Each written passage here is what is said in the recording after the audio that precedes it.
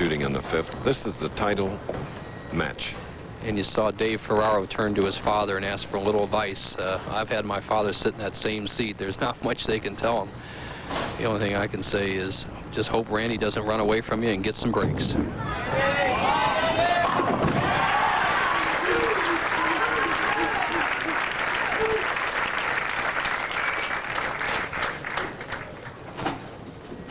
Looking carefully at how the pins have been placed by the setter. I guess he agreed with the way they were there, didn't ask for a re-reg. A little trouble though with that thumb that you talked about earlier, Chris, as you see him put some rosin on that thumb that split open. It looked like in the 4th frame. He fixed it up during the last commercial break, and right now he's got himself in a position to really take a commanding lead in this match. The full grip, tucks that pinky finger. This is one ball he should really, really lean on. He can put Ferraro really in trouble. Oh, no. You heard him say, oh, no, but then quickly became positive. You think that could have been a little psych job? Look at those eyes. Never blinks. All you see is that little bitty hair flipping as that wrist comes through. See, I like that baby. Now Dave Ferraro is going deep on this lane, almost towards the center of the lane. He's hoping to find some oil, have the ball slide back in the pocket. Key shot for David. Oh, yeah. And pretty. Mom and Dad and Grandma enjoying it. His dad's saying, well, I wonder if I'd have made that kind of move, Chris.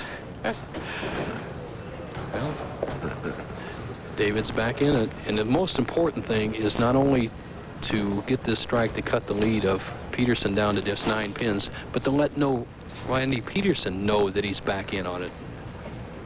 7th frame.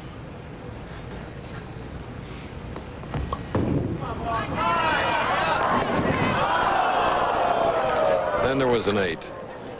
Well, this tournament was decided a few years back when Palmer Falgren won the True Value here on the same hit. Watch the ball enter the 1-3. The 5-pin goes straight back off the 8. Many people say this is the only true tap in the bowling. Just too much power. The same thing happened to Les Sykes in 1980 on the same pair of lanes. Okay. 3 matches coming into this 4th and final. 3 different winners. It's a pattern that set up to this point, and at the moment Randy Peterson leads by 20, can increase it to 30.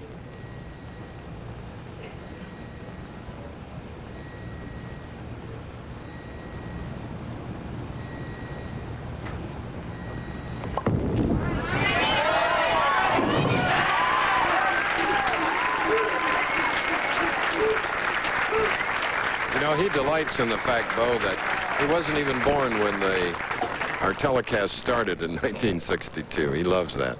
And you see his ball entering the pocket, and he blows the 5 over in the 4-7 area. The 6 takes out the 10. And you know, Chris, he says that he really learned how to bowl on the professional tour and watching the telecast. Now, you can't be a 150 bowler and enter the pro tournament and come out here and expect to beat the pros. But Randy was a quality raw player, and he has studied his art very well, and obviously has improved to being one of the tops in the world today. And he can really put the hurts on Dave Ferraro if he strikes again here in the 8th frame. Trying to become a 2-time winner this year.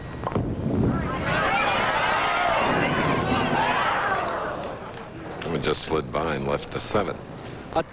I tell you, I like the way Randy Peterson is playing the championship here. You see his ball sliding a little bit, and the head pin goes to sideboard, doesn't take out the 7 pin. But Randy is playing a type of line that he's not going to beat himself. Remember Nathan Terry playing the extreme outside line, getting a lot of strikes, but he opened up the door for Ferraro to walk right in. And Peterson keeping the ball in play. He's had only 1 ball that wasn't around the pocket, and it was a simple spare in the 2nd frame. Hold on. It did. PBA has come up with a great assist for the spectators in these bowling establishments this week with a 3-time magnified scoring sheet, Nelson, that's off to the right and left, and it's great for the people here. And there you see it. And for the spectators all week long. Good point, Chris. And that big X will go up there in the 8th frame for Dave Ferraro.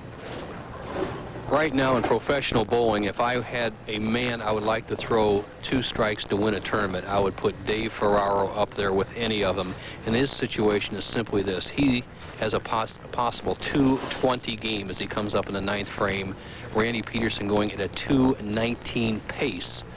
But the burden is all on Ferraro to throw some strikes. Come on, ball. There's one of them. Big one in the 9th for Dave Ferraro. Hindsight is always 20/20, obviously, and you look at that solid 8-pin in the 7th frame for Dave Ferraro as you see where the players will be going next week. The Bowler's Journal Florida Open in Merritt Island, a new bowling center for all of us, and I have been there in an exhibition, and it's just a wonderful bowling center, and we should have a great tournament up there as Randy Peterson steps up here. Dave Ferraro contemplates what he has to do. Peterson, 9th frame, spare up.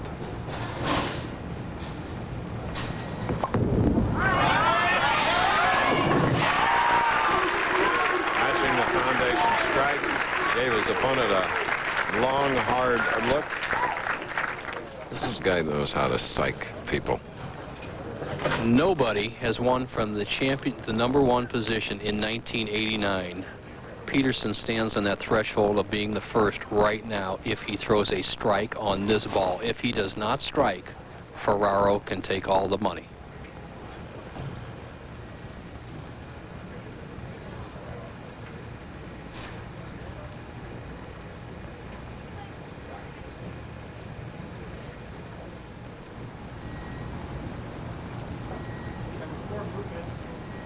Movement by still cameraman down to our right, about 55 feet away. Let's see what effect that will have on Randy, who's taking a lot of deep breaths.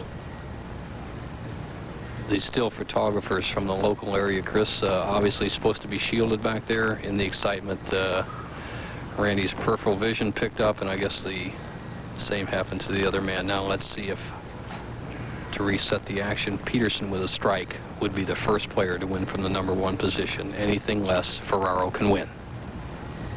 True grit. Randy Peterson. And it's early in the year, and he could become the first double winner. And he'll lead just about every category. He'll lead just about everything. You're right, Chris, as the tour is opened up with some fellows really out here knocking them dead. Del Ballard Jr. and now Randy Peterson. And a really nice thing happened there is Randy Peterson came off the approach. Dave Ferraro gave him a little high five. And I know they're competing for a lot of money, but that shows a little class on both players' part, in my mind.